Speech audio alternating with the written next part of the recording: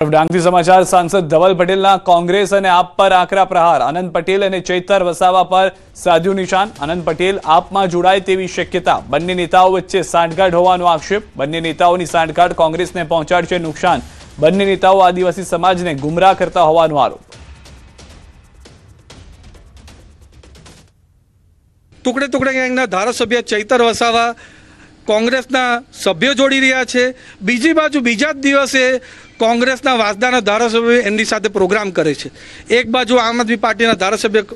કોંગ્રેસના સભ્ય જોડે પાછા કોંગ્રેસના ધારાસભ્ય એની સાથે પ્રોગ્રામ કરે છે આ સાઠગાંઠ બતાવે છે આ કોંગ્રેસના ધારાસભ્ય કોંગ્રેસનું જ નાસીપાસ કરે છે કોંગ્રેસને પૂરું પાયમાલ કરવા માટે પૂરો પ્રયત્ન કરી રહ્યા છે અને એક જમીન ઊભી કરી રહ્યા છે કે કોંગ્રેસમાંથી કુદાકડો મારીને એ આમ આદમી પાર્ટીમાં જવાના છે કોંગ્રેસના નેતાનું આપ અને ભાજપમાં ભંગાણના નિવેદનનો મામલો વલસાડના સાંસદ ધવલ પટેલની પ્રતિક્રિયા ભાજપમાં ભંગાણ પડવાનું નથી કોંગ્રેસના એમએલએ અને ચૈતર વસાવા વચ્ચે સાંઠગાંઠ આદિવાસી વિરોધી નેતાઓની ભાજપમાં જગ્યા નથી આપ અને કોંગ્રેસના નેતા આદિવાસી હિત માટે નહીં પરંતુ પોતાની રાજનીતિ માટે કામ કરી રહ્યા છે કોંગ્રેસના વાસદાના ધારાસભ્ય વાપીમાં એવું સ્ટેટમેન્ટ આપ્યું કે અમે આમ આદમી પાર્ટી અને ભાજપમાં મોટું ભંગાણ કરશું ભાજપમાં તો કોઈ ભંગાણ પડવાનું છે નથી પણ આમ આદમી પાર્ટીમાં ભંગાણ પડવાની વાત કરે છે બીજી બાજુ ચૈતર વસાવાએ નાના પોંડામાં કોંગ્રેસના 300 થી 400 કાર્યકર્તા જોડ્યા અને બીજા દિવસે આ જ વાસદાના કોંગ્રેસના ધારાસભ્ય એમની સાથે અવારનવાર પ્રોગ્રામ કરે છે અને એક પણ વાર કોંગ્રેસના ધારાસભ્યએ ચૈતર વસાવા વિરુદ્ધ સ્ટેટમેન્ટ નથી આપ્યું ચૈતર વસાવાને એમ નથી કીધું કે અમારી પાર્ટીના કાર્યકર્તા તમે કેમ તોડો છો એ બતાવે છે કે ચૈતર વસાવા અને વાસદાના કોંગ્રેસના ધારાસભ્યની પૂરી રીતે સાઠગાંઠ છે અને ભાજપના દરવાજા તો એમની માટે બંધ જ છે પંચમહાલ જિલ્લામાં કોંગ્રેસની જન આક્રોશ યાત્રા આજે દેલોલથી શરૂ થઈ ગોધરા શહેરમાં પ્રવેશી ગોધરાના વિવિધ વિસ્તારોમાં કોંગ્રેસ કાર્યકરો દ્વારા યાત્રાનું ભવ્ય સ્વાગત કરવામાં આવ્યું આ યાત્રામાં કોંગ્રેસના નેતા અમિત ચાવડા તુષાર ચૌધરી તેમજ સ્થાનિક આગેવાનો પદાધિકારીઓ અને મોટી સંખ્યામાં કાર્યકરો જોડાયા ગોધરા પહોંચ્યા બાદ બસ સ્ટેન્ડ વિસ્તારમાં સ્થાનિક વેપારીઓ અમિત ચાવડાને મળીને પોતાની માંગણીઓની રજૂઆત કરી હતી વેપારીઓએ ગોધરા બસ સ્ટેન્ડને ફરી મૂળ સ્થળે ખસેડવાની તેમજ નગરપાલિકા સંચાલિત શોપિંગ સેન્ટરની દુકાનોના વધારેલા ભાડા પરત ખેંચવાની માંગ કરી અહીંયા ગોધરા શહેરના વેપારીઓ લગભગ 700 જેટલી દુકાનો છે જેને નવું બસ સ્ટેન્ડ બનાવવાના નામે જે જૂના બસ સ્ટેન્ડને અહીંયાથી શિફ્ટ કરવામાં આવ્યું ગામથી ખૂબ દૂર અંતરે છે આજે ગામનો કોઈ પણ વ્યક્તિ હોય એને બસ સ્ટેન્ડ જવું હોય તો પહેલા તો 25-50 રૂપિયા રિક્ષાના વાહનના ખર્ચવા પડે એ તમામ દુકાનદારો આજે હેરાન પરેશાન છે આર્થિક રીતે પાયમાલ છે અને સરકાર તરફથી નગરપાલિકા તરફથી અન્યાયની રજૂઆત ઉગ્ર અવાજે કરી રહ્યા છે એ જ રીતે કાયદો વ્યવસ્થાની પરિસ્થિતિ પડી ભાગી છે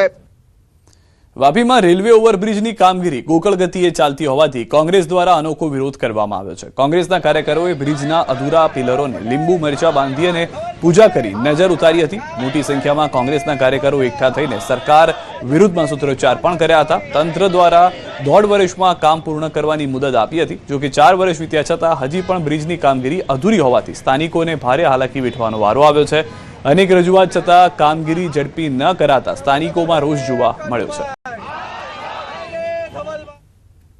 ચોથો વર્ષ બેસતું થયું છે પણ હજુ સુધી કામ જે કાચબાની ગતિએ ચાલતું છે જો વાપીની જનતાનું આ દ્રશ્ય થાય ને બ્રિજનું જો કામ પૂર્ણ થતું ના હોય તો અમને એવું લાગ્યું કે આ બ્રિજને નજર લાગી ગઈ છે તો એના માટે અમે આજે પ્રાર્થના કરીને નજર ઉતારવાનું અને પનોતી ભગાવવાનું પ્રાર્થના કરવામાં આવી આજ રોજ આ બ્રિજને વાપી ઓવરબ્રિજને ચોથું વર્ષ બેસવા જઈ રહ્યું છે સમગ્ર વાપીની જનતાને જે 1.5 વર્ષમાં સમક્ષ મૂકવાનો વાયદો કરેલો એ વાયદો આજે જૂઠો થયો કે આજે અમે નજર ઉતાર્યું છે અને જો આવનારા દિવસોમાં આ બ્રિજનું કામ નહીં કરવામાં આવશે તો અમે શાંતિ યજ્ઞ બી કરશું અને તમામ અધિકારીઓને પણ અમે ચોક્કસપણે એમનું તાળાબંધીનું કરશું ડ્રગ્સ વિરોધી અભિયાન ચલાવાશે. ગુજરાત એનએસયુઆઈ વિદ્યાર્થીઓને નશાથી દૂર રાખવાના હેતુ સાથે 800થી વધુ કોલેજોમાં ડ્રગ્સ કેમ્પેઇન ચલાવશે. 5 જાન્યુઆરીથી 20 જાન્યુઆરી સુધી વિદ્યાર્થીઓ સાથે સંવાદ. શાળા કોલેજના કેમ્પસમાં વિદ્યાર્થીઓને પ્રતિજ્ઞા લેવડાવાશે. National students union of India NSUI દ્વારા રાજ્યવ્યાપી અભિયાન શરૂ કરવામાં આવ્યું છે, જેનો મુખ્ય ઉદ્દેશ યુવા વર્ગને ડ્રગ્સના સેવનથી બચાવવાનો અને ગુજરાતને નશામુક્ત બનાવવાનો છે. નાના પેડલરોને પકડીને આત્મસંતોષ માની લેતા હોવાનો આક્ષેપ. ગુજરાતના યુવાનોને નશાથી કઈ રીતના દૂર રાખી શકાય, ગુજરાતના વિદ્યાર્થીઓને નશાથી કઈ રીતના દૂર રાખી શકાય, તેના માટેનો એક પ્રોગ્રામ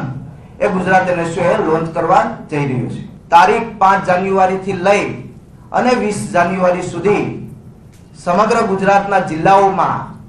અમે 200 કેમ્પસો આઈડેન્ટિફાઈ કર્યા છે, એટલે આશરે 800 થી 1000 કોલેજો થાય છે. અને આ તમામ કેમ્પસોમાં એનએસયુઆઈના જે વોરિયર છે તે જઈ અને વિદ્યાર્થીઓને આ નશાથી દૂર રહેવા માટે, ડ્રગ્સથી દૂર રહેવા માટે અવેરનેસનો પ્રોગ્રામ એ આવતીકાલે લોન્ચ કરવા જઈ રહ્યો કે 1700 થી વધારે ડ્રગ્સના કેસ ક્યાંક ને ક્યાંક નોંધવામાં આવ્યા છે છેલ્લા 3 વર્ષનો આંકડો ગણવા જઈએ છે. અને એમાં એનું જે કન્વિક્શન રેશિયો છે એ સદંતર ઓછો છે. એટલે આ સરકાર એ સાબિત કરવા માંગે છે કે અમે ડ્રગ્સ વિરુદ્ધમાં છીએ, ડ્રગ્સ વિરુદ્ધમાં કેસ નોંધી રહ્યા છીએ, પણ એનો કન્વિક્શન રેશિયો તો આપ જુઓ, સામે કોઈના ઉપર આરોપો સાબિત પણ નથી થઈ ગયા. એટલે માત્ર ને માત્ર આંકડાની માયાજાળમાં ફસાવાનું કામ એ ક્યાંક ને ક્યાંક રાજ્ય સરકાર કરી રહી છે. એને પણ આપણે સૌએ નોંધવું પડશે. આ પોલીસ તંત્ર અને સરકાર નાના ડ્રગ્સ પેડલરોને પકડીને આત્મસંતોષ માની રહ્યા છે અને પોતાની વાહવાહી કરી રહ્યા છે. એની સામે આપ જુઓ તો ખરી, ક્યાંથી લાવે છે? બસના માધ્યમથી આવે છે, એરપોર્ટના માધ્યમથી આવે છે, રેલવે સ્ટેશનના માધ્યમથી આવે છે, પોર્ટના માધ્યમથી આવે છે. વિવિધ પ્રકારથી જ્યાંથી આવી રહ્યું છે એના માલિકોને તો કોઈ પૂછપરછ નથી કરતું.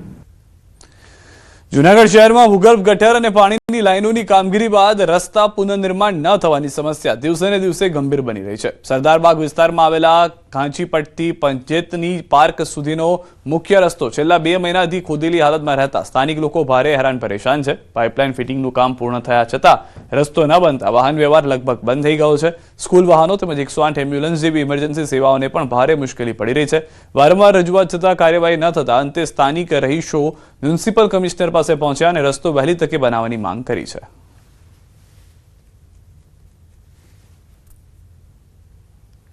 છેલ્લા 2 મહિનાથી અમારે ત્યાં રોડ રસ્તાનું કામ ચાલુ કર્યું છે. એ લોકોએ બધું ખોદી નાખ્યું છે, પાઇપલાઇન બધી તોડી નાખી છે. અત્યારે પાણી એટલું છે, ખરાબ પાણી, સારું પાણી બધું નીકળે છે. અમારે